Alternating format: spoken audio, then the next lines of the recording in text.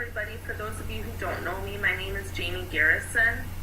I graduated from UWM's interpreter training program in 2002, and after my ITP graduation, I continued on to finish off my Bachelor's of Science in Exceptional Education, which I graduated in 2004 with my BS.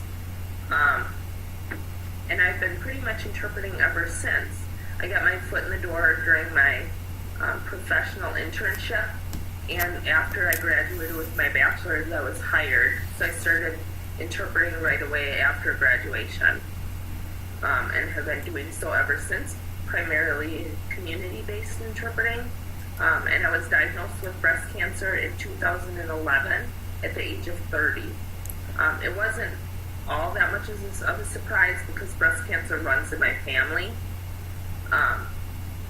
But with that being said, whether you have breast cancer in your family or not, it's really important to be diligent about doing your self-exams, because I was the one who caught my breast cancer. It was not a doctor, it was not a mammogram. And so had I not been diligent about doing that, who knows if I would have caught it as early as we did. And I just want to stress the point that men can get breast cancer as well. It's not just women. So men, you should be feeling your boobies as well. It might not be the same as women do, or it may not be found the same as women find it, but usually it's a lump or something like that, thickened breast tissue, or abnormal changes to the nipple area. Moving on, I have some symptoms of breast cancer I've listed. I think it's important to just be aware of those so that you know what you're looking for. Not all breast cancer is familial. You know, sometimes it runs in the family and other times it does not. So do the breast exams whether you have it in your family or not. One obvious sign or symptom of breast cancer would be swelling of all or part of the breast and a change in size. The other would be skin irritation or dimpling or pitting, which is not smooth skin, but it ends up looking sort of like the peel of an orange, just a little bit of dimpling to it. That's something to look at as well. And you'll notice as you look at my PowerPoint that there's a little pink breast cancer ribbon alongside some of the points on my PowerPoint. Those are things that apply to me, things that I experience, or when I talk about treatment choices that I made for my own treatment. So if you're thinking to yourself, I wonder what Jamie's experience was like. Did she have that? Did she experience that? All of the ones with the pink ribbon apply to my situation and my experience. So I did have the dimpling of my skin, which is how I knew right away it was breast cancer, because I was aware of that symptom, and that was one of the things that made me go into the doctor. And actually I wasn't doing a formal breast exam when I found my lump. I was actually like reaching across my body to itch my arm and I just ended up grazing the lump, and then I noticed the dimpling of my skin, and that's sort of how I found it. It was just sort of happenstance. It wasn't that I was looking for it. Let's see what we have next. Next, I'll go a little bit into the science of breast cancer, but I'll try not to bore you. I'll add some comments and make it a little bit more everyday language so it makes more sense. Here you'll see some cells. To your left is the normal cell, and then moving on to your right is a non-invasive cell, which is pretty much contained within the cell wall. And then you have the invasive cells, which start sort of spilling over the cell walls. And that's when it moves. That's not a good thing. That's when it moves into other tissue and other normal cells around the body. You don't want it to be invasive. And then next you'll see the little pink ribbon, which is the invasive ductal carcinoma. That's what I had. That means that you have an invasive cell that's sort of spilling over the cell walls into other tissue.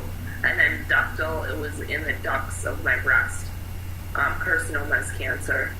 So those are just a couple different types of breast cancer cells that you might hear or read about or experience. Hopefully you won't yourself.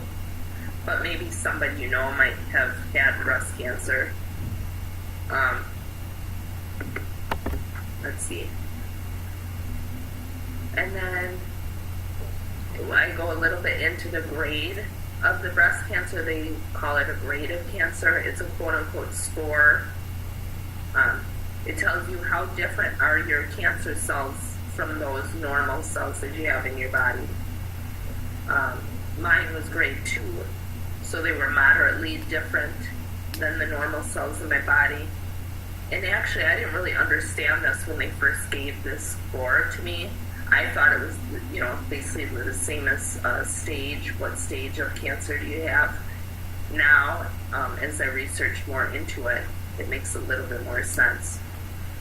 So if you do any interpreting for breast cancer appointments, you might hear some of these terms because a lot of doctors and hospital staff will throw around this grading, or even some patients who have been through breast cancer treatment. Next, I moved into the tumor size. That varies greatly from patient to patient. It can be as small as 1 centimeter, which is the size of a pea. Mine was more like 2 centimeters or so, a little bit over 2 centimeters, up to a 5, which is the size of a lime, and that's pretty darn big. And next, you'll hear a lot about surgical margins. Patients and staff of the oncology department talk a lot about surgical margins. Again, it sort of comes back to that invasive cell or non-invasive.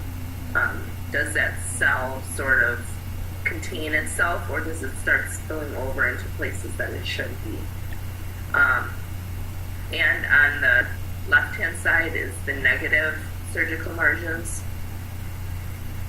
So you can see that the cancer cell is sort of within the normal tissue, and it's pretty clear around the edges of the cancer cells. And to the right, which is positive, it's not quite as clear cut. You can see sort of the normal tissue and the cancer cells coming together, and it's sort of more zigzagged edge to it. So that's not necessarily a good thing. You don't want that either. I was very lucky in the fact that I had clear surgical margins, which means when they went out to take the tumor, it was pretty clear cut that when they took the tumor, they took everything, because it was contained within itself. And then moving on to the next part, you can see the lymphatic or vascular invasion. On the right, you see the human body and the lymphatic system. I didn't realize before this that there were so many lymph nodes within your body.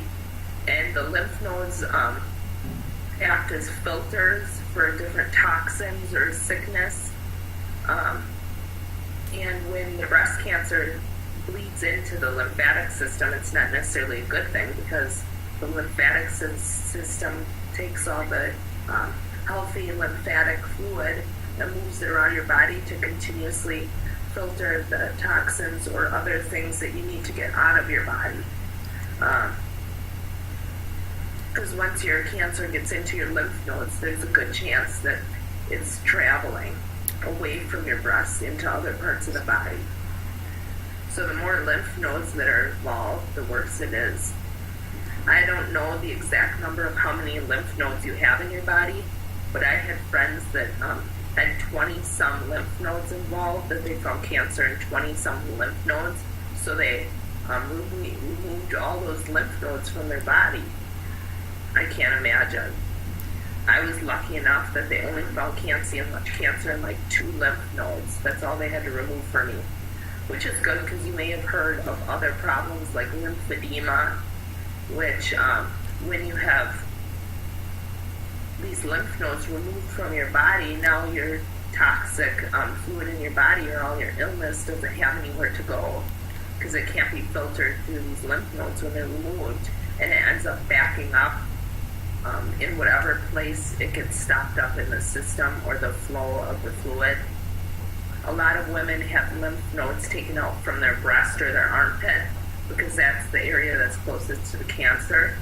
and that's where it ends up getting stopped up. So, if the sick lymphatic fluid is traveling either upward from your legs or your feet or downward from like your head, then it ends up stopping by the armpit, and so there's a backup of fluid in your arm. A lot of people have lymphedema of the arm. That's when your arm swells up from all that lymphatic fluid that doesn't have anywhere to go.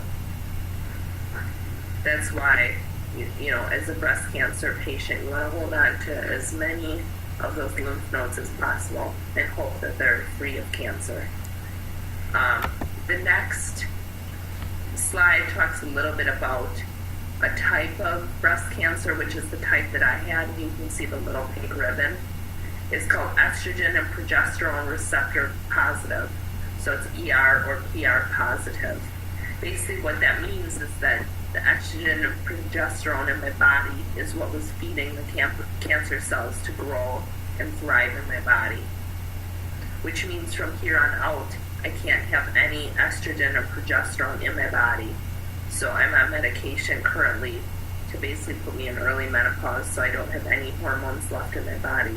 Because if I had any breast cancer cells left anywhere, those hormones would just feed those cancer cells and have them continue to grow and spread. And then HER2 status doesn't apply to me, but it says it's a gene that makes proteins, and those are, again, receptors on breast cells. And so those receptors help control how healthy breast cells grow and divide. And basically when you're, they call it triple negative breast cancer, so you're not ER, estrogen receptor positive, and you're not PR positive, progesterone receptor, and you're not HER2 positive.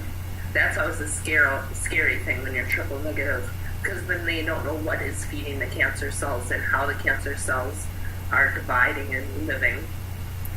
So if they don't know how your body is feeding those cancer cells, then they don't necessarily know how to stop the cancer from spreading. And that's a scary thing. I have a lot of friends with triple negative. So they just keep pumping their bodies full of crap, hoping that something works. Whether it's a hormone blocker or a HER2 blocker. So there are different kinds of breast cancer. It's not necessarily just cut and dry that you have breast cancer and there's one kind that applies to everybody. Next is a little bit about the different kinds of surgery.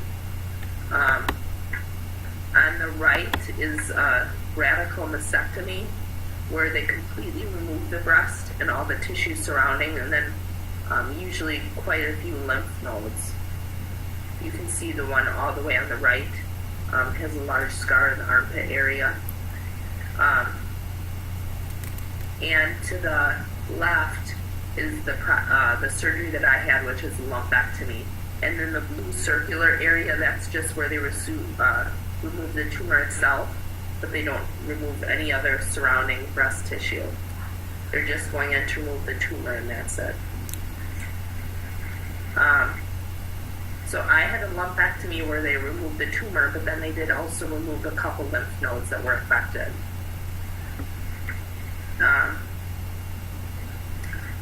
And I decided not to go with the mastectomy, I guess for kind of vain reasons.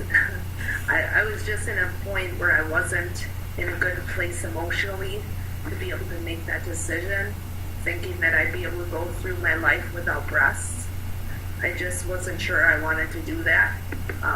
Now, after meeting people and doing some research, they just do beautiful reconstruction these days, that if I had to go back and do it again, I may have chosen the mastectomy. And here's a picture of me going into surgery, laughing because one of my brothers was doing like a tap dance on the hospital floor, and they were making me laugh. They had the big curtain pulled between the different rooms, and he had his feet stuck under the curtain, and all you could see was his feet, and he was doing this little tap dance routine. So I was laughing my butt off. And then moving on, I talk a little bit about chemotherapy. Not everybody goes through chemo, but I would say most breast cancer patients do, because if there are any lingering cancer cells around that they didn't get with the lumpectomy or mastectomy, they want to get to those with chemotherapy. And that's something that's systemic, and it'll go through your whole system and attack any little buggers that are hanging out that aren't supposed to be.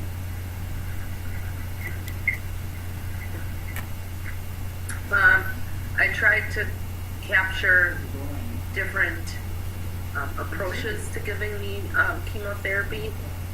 On the upper left hand picture, you can see almost like an intravenous line. They go in through your veins, and they started out giving me chemo through my veins, but once you put chemo into your veins, it completely destroys them, basically eats them from like the inside out. So they try to avoid that at all costs, because it's basically chemotherapy is poison.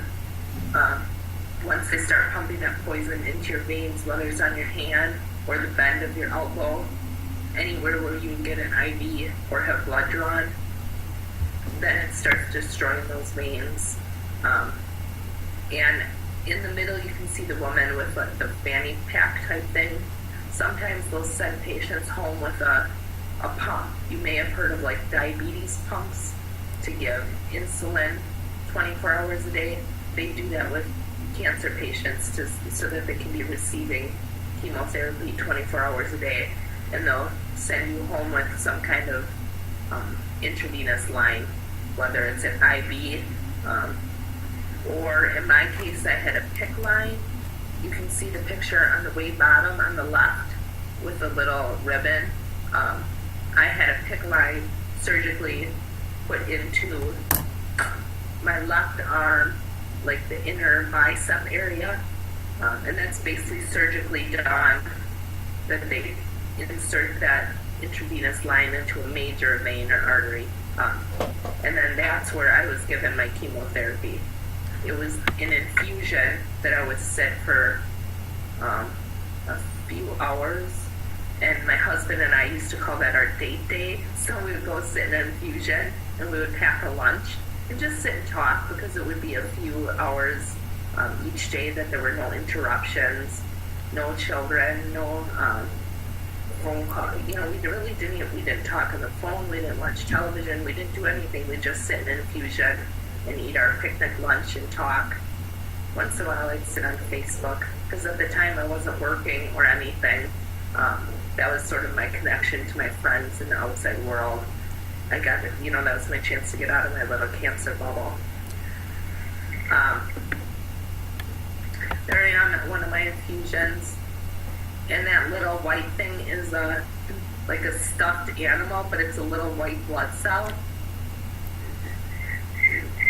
Actually, Kate Block had given that to a friend of ours, and that friend of ours passed it on to me when she no longer needed it. So that was like my positive energy to keep building new white blood cells. That's usually what most cancer patients have the hardest time with, is once all those white blood cells are killed off by the chemotherapy, because chemo attacks both the healthy cells and the cancer cells.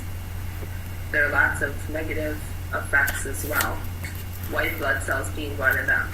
After my chemo infusions, I usually had to try to keep myself in the house so I didn't get sick, because my immune system was completely knocked down. They suggested that I didn't go out in public, that I didn't eat any raw vegetables or anything that might have something that could make me sick. So that was my good karma, basically helping encourage my white blood cells to spike back up. Let's see. I'm just trying to see what I put on my PowerPoint. Sorry, everybody.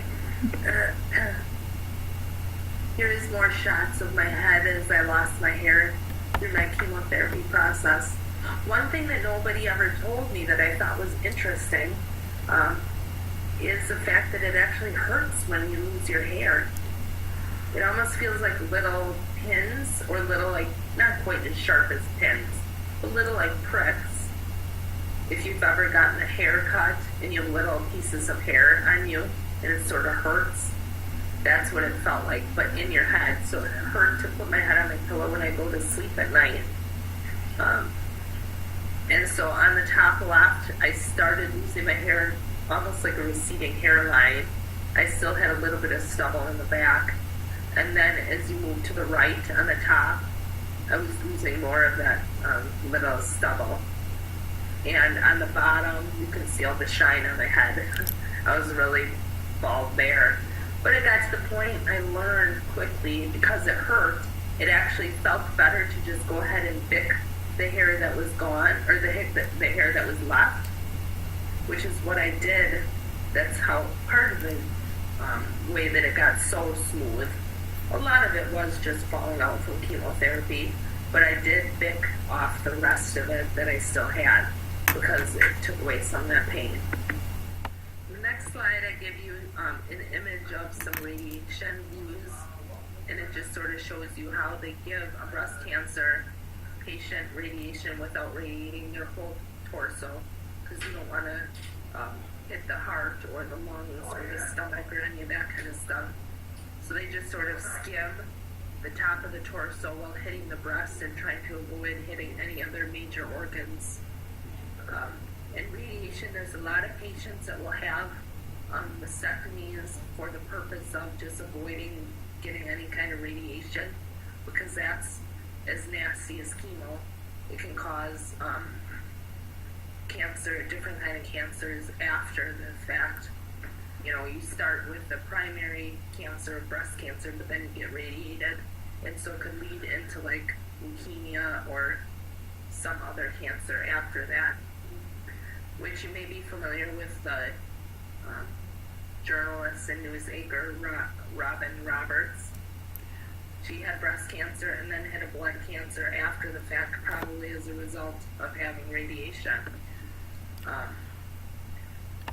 I know a lot of women who chose a mastectomy just in hopes of avoiding radiation. So they went ahead with a mastectomy because they didn't want to have radiation. And I never really thought about that when I made my decision to go ahead with a lumpectomy. You know, that I really shouldn't be doing radiation in fear of some of the other crap that comes along with it. But now I'm, at peace with the decision that I made, so that's sort of what it looks like. And radiation is interesting. I would go 5 days a week, and I went for like 7 consecutive weeks for a total of 35 radiation treatments. Yeah, it's a lot. And then after that, radiation, there might be armpit discomfort depending on how much your armpit gets hit. And chest pain, fatigue, heart problems, lowered white blood cell counts, lung problems, skin reactions. I was actually very lucky. I didn't have any skin burns or anything when I had radiation. I actually credit a lot of my smooth cancer treatments and the fact that I didn't have a whole lot of side effects to acupuncture. I went faithfully to acupuncture every day through my whole treatment, and they could focus on all kinds of stuff. When I was at chemo, every time my white blood cells were really low, I would get medication to help boost up my white blood cells again, but I would go to acupuncture as well. So that helped. I tried to balance out the Eastern and Western medicine in hopes that it wasn't quite as rough on my body. Then I move on to the next slide. It says Tamoxifen. That's a medication that I was on after all my treatments to block the estrogen and progesterone in my body. That's a very common medication. I would say it's probably the most common, blocking the body from producing those hormones. And most women are on that for 5 to 10 years after the cancer. Studies have shown that the first 5 years after your cancer treatment are at the highest risk of recurrence. So a lot of the treatments out there will be for at least 5 years, if not more. Which now I'm over that 5-year mark.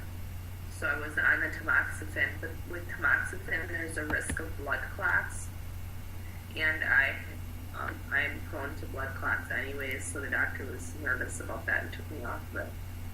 And now I'm on something different. So it's like every treatment out there comes with some sort of side effect or negative effect, something that comes along with it. All of these are kind of bad news. You know, they're good news for the fact that they get rid of the cancer and keep it away, but they just mess up your body. You know, and it's like you need one medicine to counteract the negative effects of the last one, and it's just this ongoing cycle. Most of the information I got was from breastcancer.org, and then a lot of the images were just like Google images that I found. So I just want to make sure that I list the references.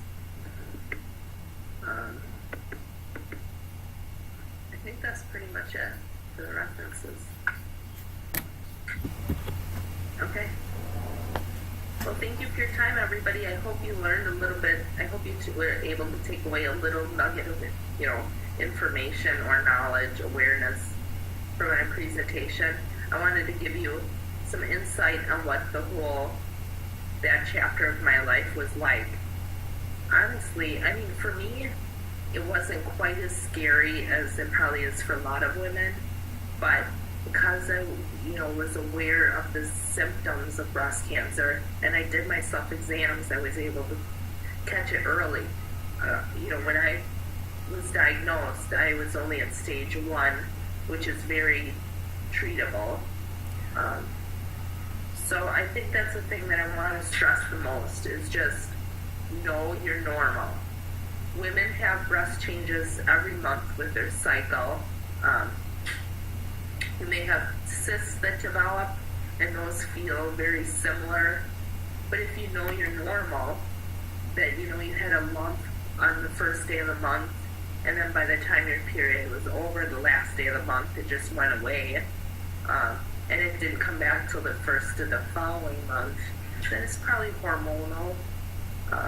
And most breast cancers, I'm not going to say all, but most breast cancers don't hurt. So if you have a tender lump, it's more than likely a cyst or something else. But anytime you feel something that was not there the month before and you're not sure about it, go to a doctor. I think it's scarier to not have it checked out than it is to have it checked out. Because who knows if it is cancer, if it's spread.